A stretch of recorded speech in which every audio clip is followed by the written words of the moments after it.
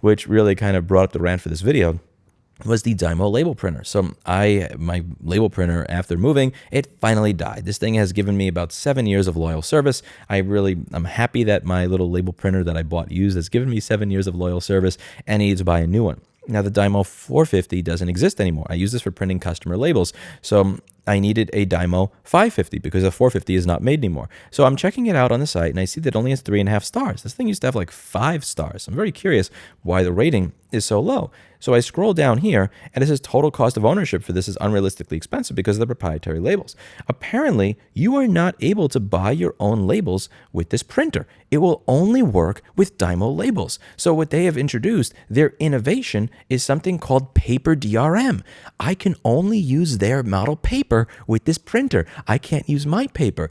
So Lewis was talking about Dymo printers and how they stick DRM into their paper and printers so that you can only use Dymo paper in Dymo printers. Now, this only applies to newer models of Dymos. The older models allowed you to use any third-party paper you wanted. Now, why is Dymo doing this? Now, if you ask any Dymo representative, they're going to tell you it's to protect the user, that they are protecting you from using the wrong type of paper in their machines. Thus, they are forcing them to use only Dymo paper because it's guaranteed to work and not damage your printer. However, third-party paper rarely damages printers. I've used Dymo printers before, and I've used the wrong paper, and it didn't even damage the printer. It just didn't work right. And this is the same argument that Apple uses when it comes to sideloading applications onto their devices such as the iPhone or the iPad. Currently, Apple does not allow you to sideload applications onto their devices because that there are harmful developers out there that might try to take advantage of users. So they just lock you into the App Store so you can only get apps from their App Store instead of going onto the internet and downloading third-party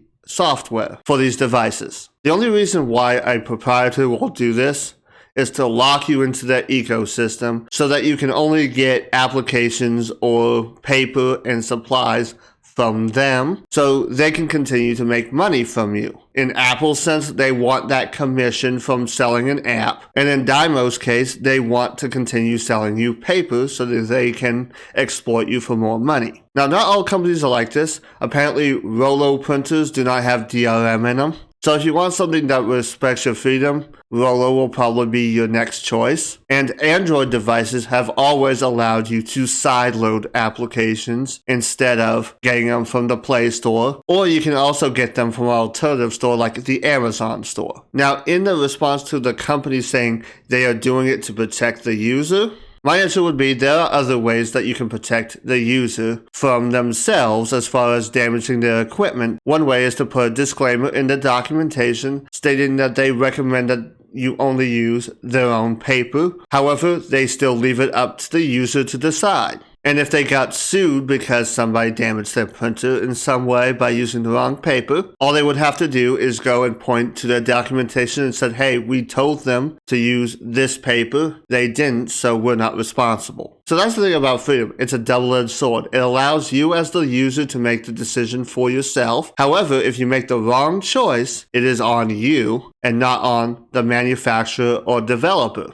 I've got an example of this actually. Yesterday, I was doing maintenance on a USB flash drive like this, and I was deleting partitions off this flash drive. Now, while I was deleting these partitions, I was not paying attention to what I was doing, and somehow I had selected my boot drive, and I had accidentally deleted the partition that held my bootloader for my operating system. Yeah, I was that stupid, but it was my mistake. Now, Ubuntu has made recommendations to the effect that they do not recommend that you delete the partition of your bootloader, but I did it anyway. And as a result, my system refused to boot. Seriously, do not delete your bootloader. It will break your system. Now, I use an Ubuntu distribution, so Ubuntu has recommendations, and I did not follow those recommendations. Thus, it was not Ubuntu's fault because I didn't follow instructions. That was my screw up, and as a result, I had to go and reinstall my operating system and restore my backups. So yes, freedom is a wonderful thing.